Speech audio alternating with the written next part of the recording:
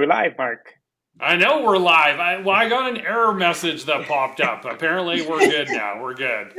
All right. So, welcome everybody to another Calgary real estate show. This is the last one for winter. I'm just calling it right now. We're Yes. done with all this white stuff, I except tomorrow, and then it's all going to melt. And we're going to have like puddles and beach parties on our snowbanks. I think it's on Monday or Tuesday when it's supposed to be 17 or 19 degrees. Yep. Yeah. It'll be one of those years that just suddenly turns summer, you know? Oof. Exactly. Yeah. I'm And the waiting for it. pollen I'm is ready just going to for it. go poof. Yeah, Yeah. Yeah. exactly. Yeah. Whether we're Exactly. ready I for don't it have or not. allergies, so like for those people with allergies, whatever, I'm ready for the poofing pollen. Yeah, well, I already had a bit of a taste of that in Florida, so it'll be interesting.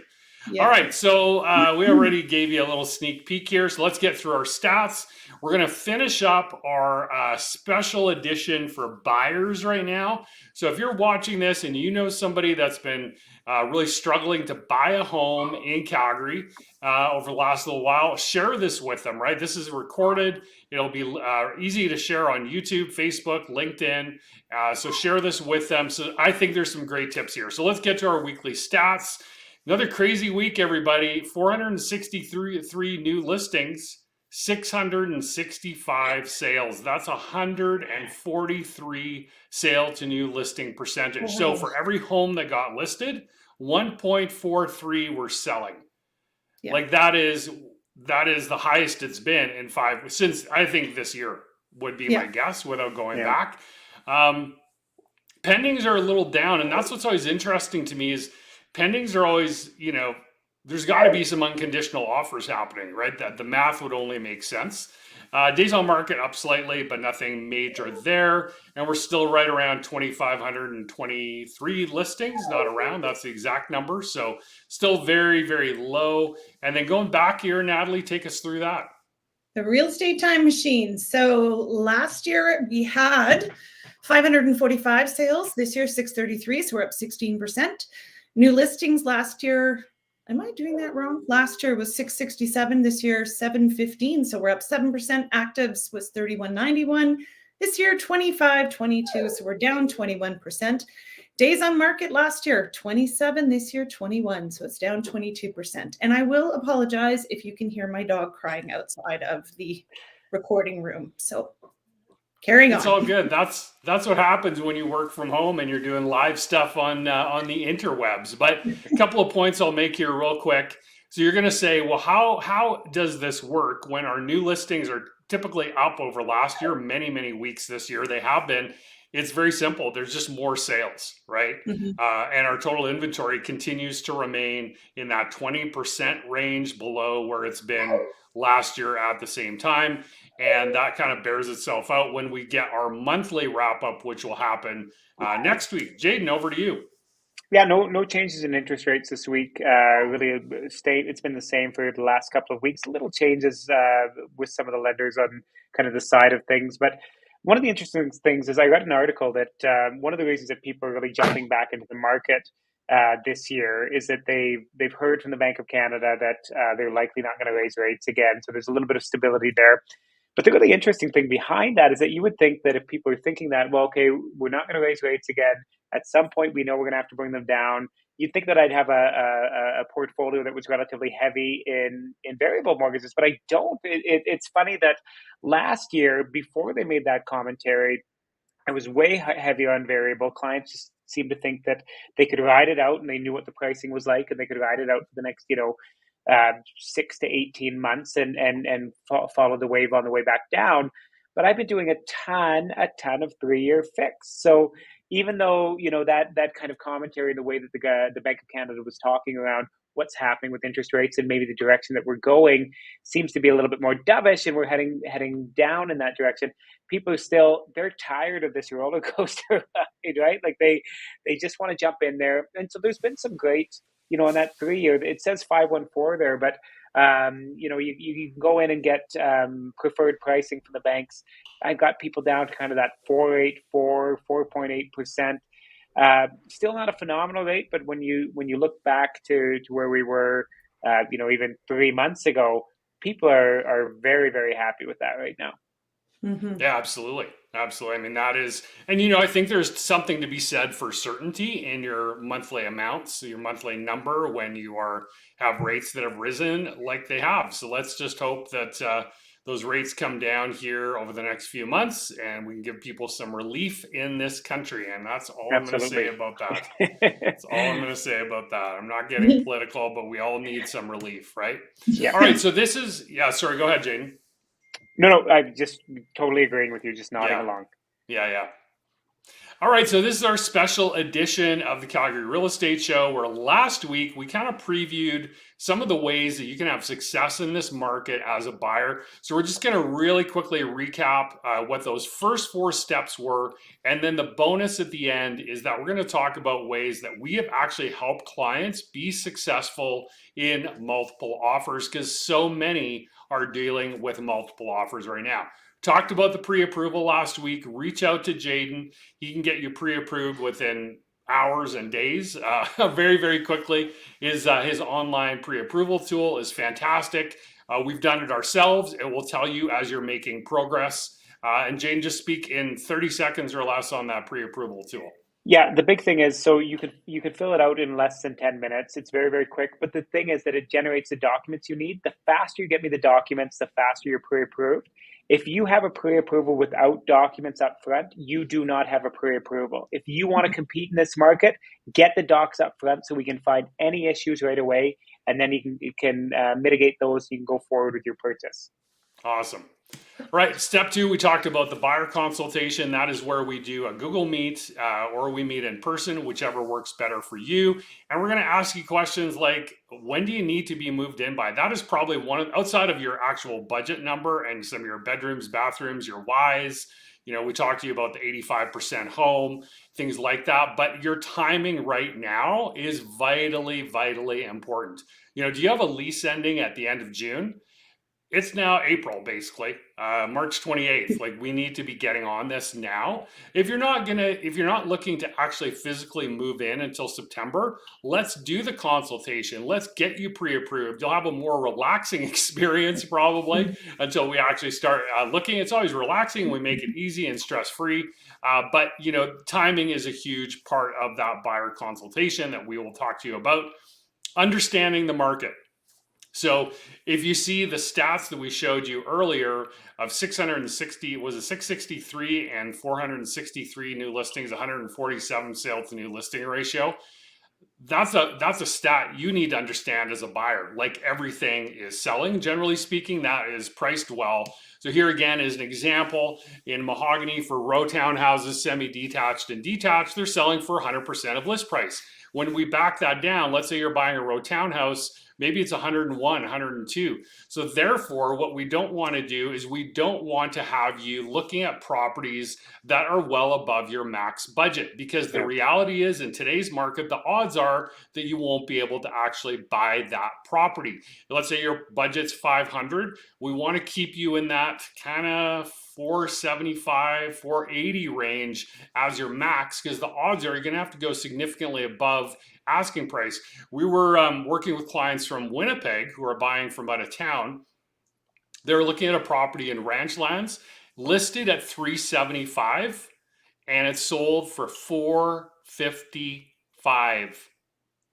Yeah. You heard me right. 375 list price, 455 sale price.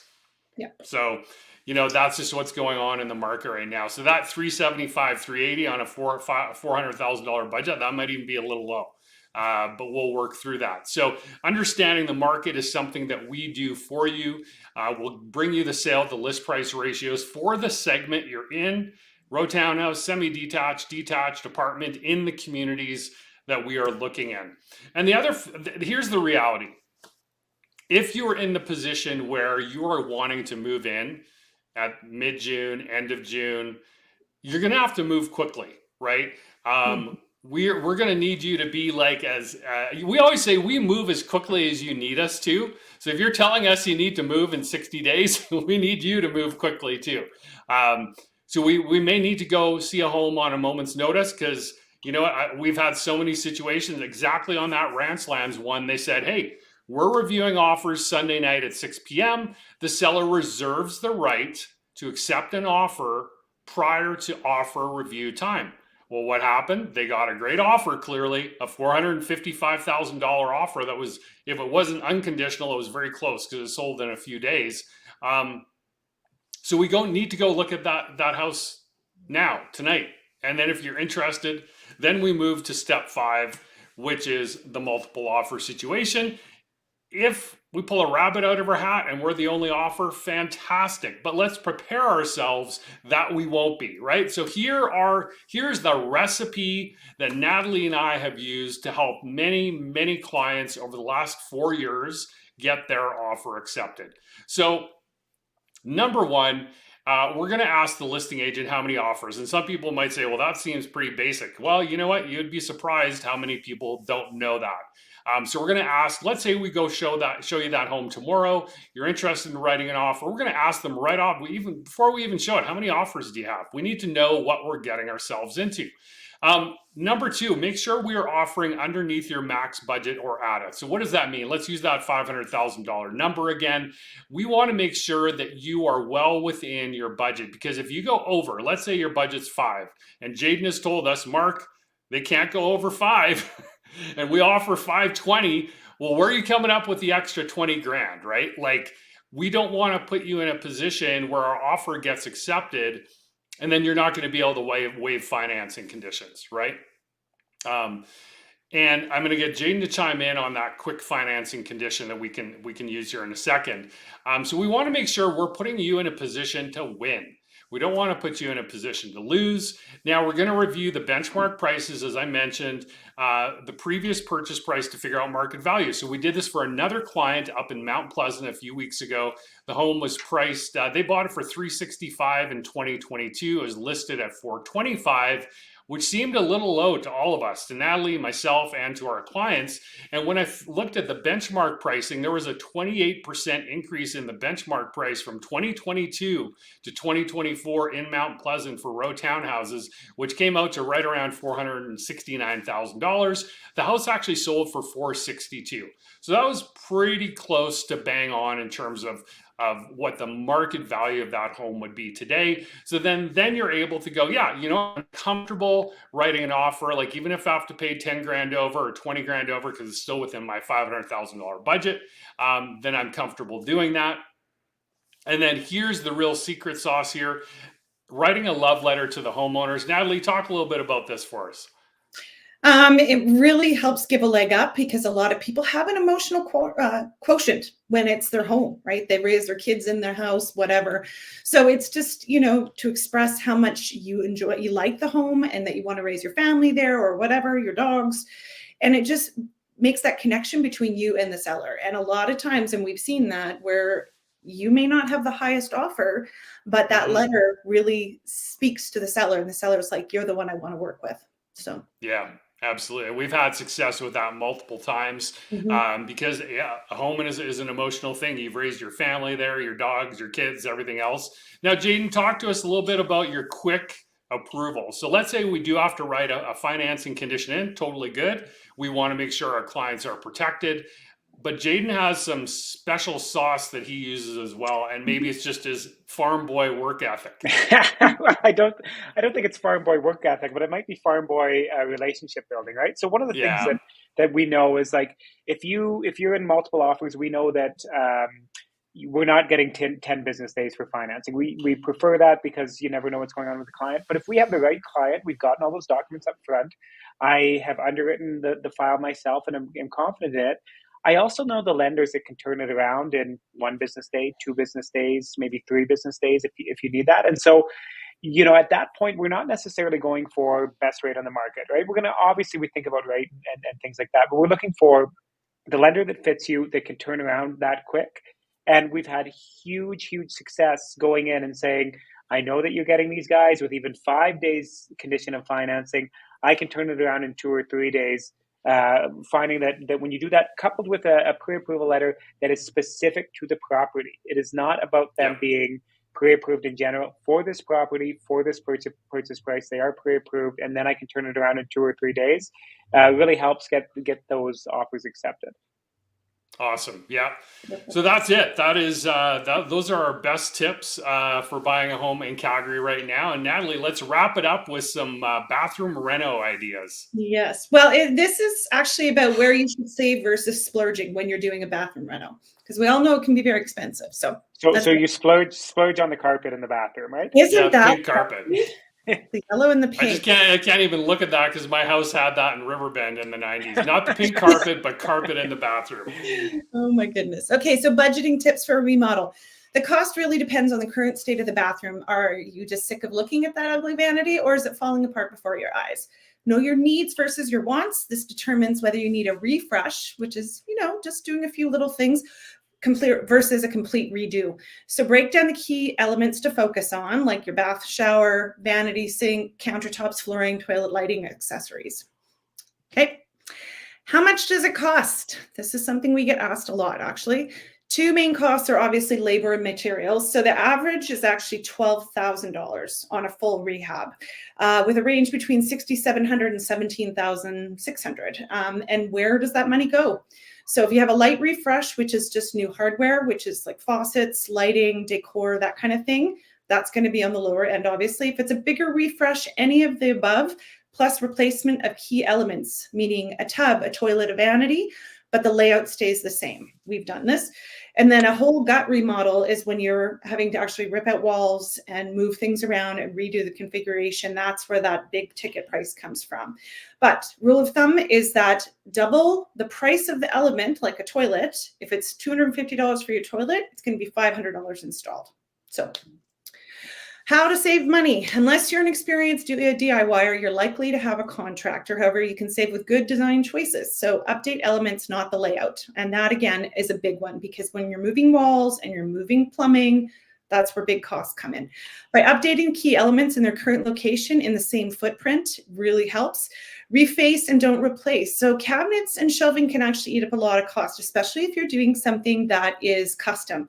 So you can save money by just doing a prefab cabinet. And there are a lot of really good companies out there that do really nice product, and it's pretty reasonable. And select less expensive finishings. That's easily the best way to save. A lot of it too, like if you look at tile, for example, tile can cost a fortune. So find something that's going to work with your, the look you want, but it's going to be half the price. Okay. What is worth the splurge on? Most important consideration is choosing materials that align with the level of property upgrades. I can't stress this enough.